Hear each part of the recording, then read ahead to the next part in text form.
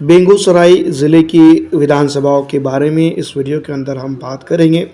दोस्तों, बिहार के अंदर कई विधानसभा क्षेत्र है, लेकिन बेगूसराय ज़िला और बेगूसराय ज़िले के साथ कई अन्य चीज़ें जो है तो यहाँ पर हम इसके ऊपर डिस्कस करेंगे। चेरिया बारियारपुर विधानसभा क्षेत्र एक ऐसी विधानसभा क्षेत्र है जहाँ पर मैं आपको बता दूँ कि त्रिकोणीय मुकाबला देखने को मिला था पिछली विधानसभा चुनाव के दौरान।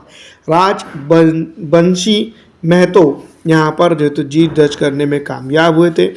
आरजेडी ने 2020 के अंदर यह तो यहाँ पर चुनाव पहली मर्तबा लड़ा था।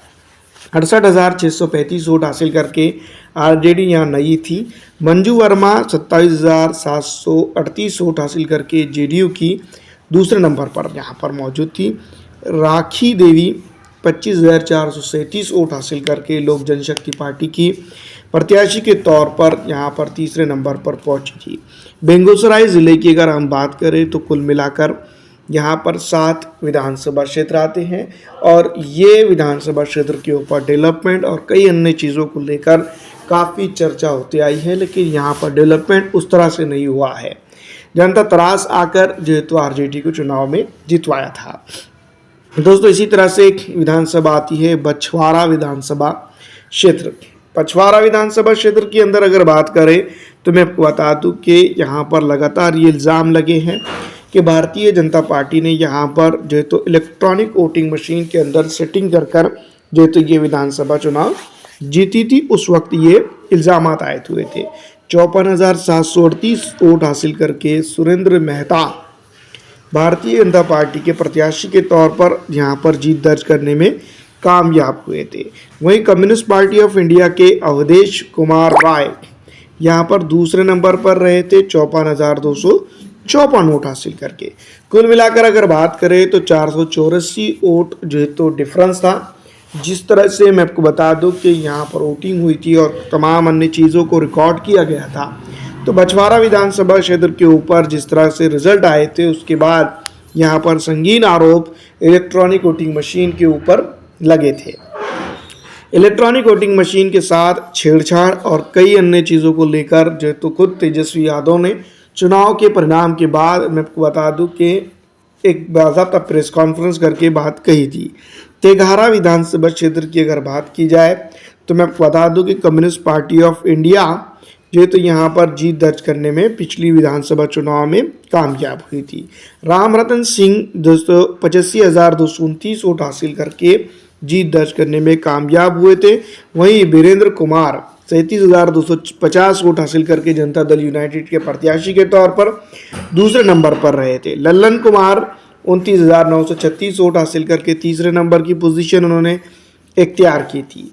काफ़ी कुछ चीज़ें पिछली विधानसभा चुनाव के दौरान कम्युनिस्ट पार्टी ऑफ इंडिया की इस विधानसभा क्षेत्र के ऊपर देखने को मिली थी और काफ़ी इंटरेस्टिंग जो है तो यहाँ पर क्राइटेरिया जिसको हम कह सकते हैं उन्होंने किया था। लेकिन डेवलपमेंट के मामलों के लिए यहाँ पर तेघारा विधानसभा क्षेत्र के अंदर हम ये खुले तौर पर कह सकते हैं कि यहाँ पर डेवलपमेंट नहीं हुआ है जिस तरह का होना चाहिए था। तेघारा विधानसभा क्षेत्र के अंदर कम्युनिस्ट पक्ष विजय हुआ था, लेकिन जिस तरह से कम्युनिस्ट पक्ष उमूमी तौर पर डेवलपमेंट और अन्य मामलों को लेकर जाना जाता है उस तरह की चीज़ें यहाँ पर नहीं हुई थी। मिथानी विधानसभा क्षेत्र की अगर बात करें तो यहाँ पर दोस्तों एलजेपी और जेडीयू के बीच में काफ़ी अच्छी कांटे की टक्कर देखने को मिली थी। मेजॉरिटी का वोट सिर्फ 333 था।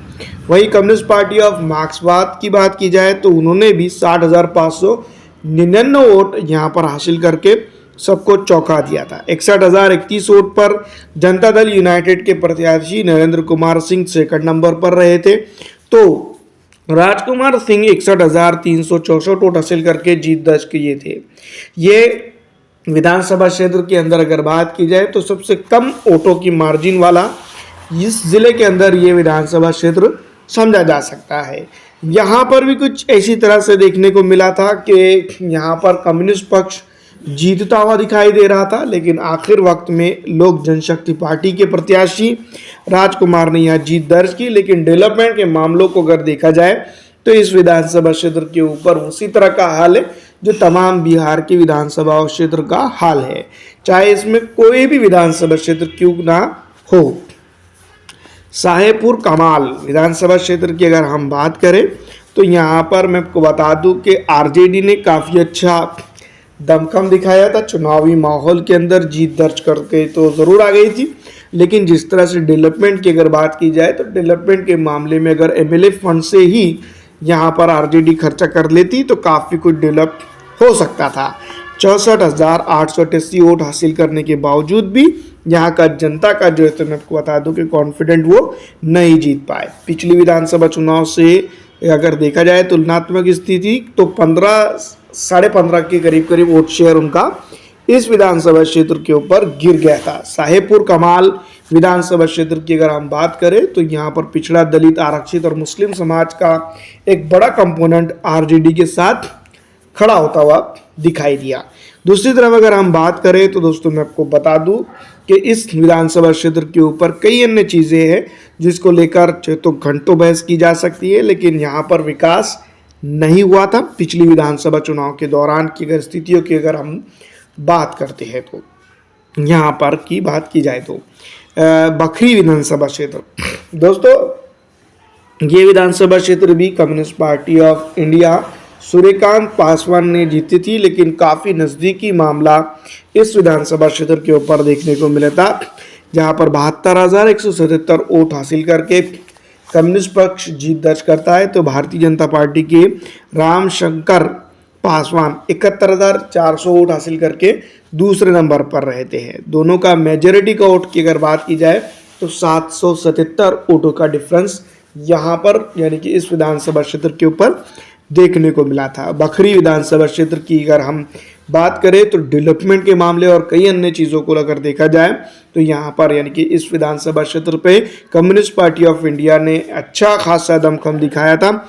24.3% का जो तो यहाँ वोट शेयर उन्होंने गेन किया था, लेकिन भारतीय जनता पार्टी, कम्युनिस्ट पक्ष दोनों ही इस बार आमने सामने रहेंगे।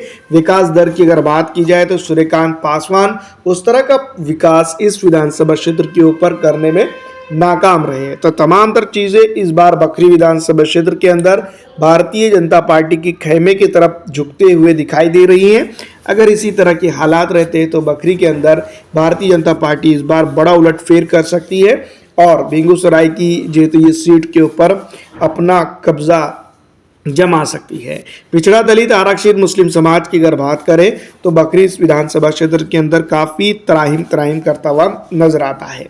बेगूसराय विधानसभा क्षेत्र ये एकमात्र ऐसी विधानसभा क्षेत्र है जहां पर कुंदन कुमार जो तो स्पष्ट तरीके से जीत दर्ज करने में कामयाब हुए थे, जो भारतीय जनता पार्टी के विधायक प्रत्याशी थे।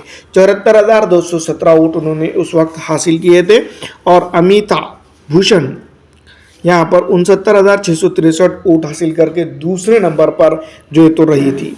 पिछड़ा, दलित, आरक्षित, मुस्लिम समाज की अगर बात करें तो कांग्रेस और बीजेपी को समान तरीके से वोट उस वक्त दिया गया था, लेकिन ना ही कांग्रेस ने विपक्ष का रोल यहाँ प्ले किया और ना ही जिसको हम कह सकते हैं कि भारतीय जनता पार्टी ने यहाँ पर बेगूसराय के अंदर जो है तो अपना जिसको हम यूँ भी कह सकते हैं कि हक अदा किया जीत के बाद डेवलपमेंट के मामलों को लेकर। तो दोस्तों यहाँ पर यानी कि बेगूसराय के अंदर कई अन्य चीज़ें हैं जिसके ऊपर जो है तो बात की जा सकती है, लेकिन यहाँ पर डेवलपमेंट के मामलों को लेकर अगर देखा जाए तो बेगूसराय के अंदर कुछ चीज़ें ऐसी ज़रूर हैं जिसके चलते भारतीय जनता पार्टी काफ़ी जो है तो स्ट्रांग नज़र आती है। वहीं अगर हम बात करें पूरे बेगूसराय के अंदर जितने भी विधानसभा क्षेत्र हैं डेवलपमेंट के मामलों के अंदर कहीं ना कहीं जो है तो खंडित है, कहीं निलंबित है, तो कहीं कुछ होता हुआ ही नज़र नहीं आ रहा है। आपको क्या लगता है मैं कमेंट करके ज़रूर बताइएगा। फिलहाल दोस्तों इस वीडियो में इतना ही। अगर अच्छी लगती है तो उसको लाइक और दूसरों तक ज़्यादा से ज़्यादा शेयर कर दीजिएगा। वीडियो देखने के लिए आपका शुक्रिया। आपका दिन अच्छा रहे।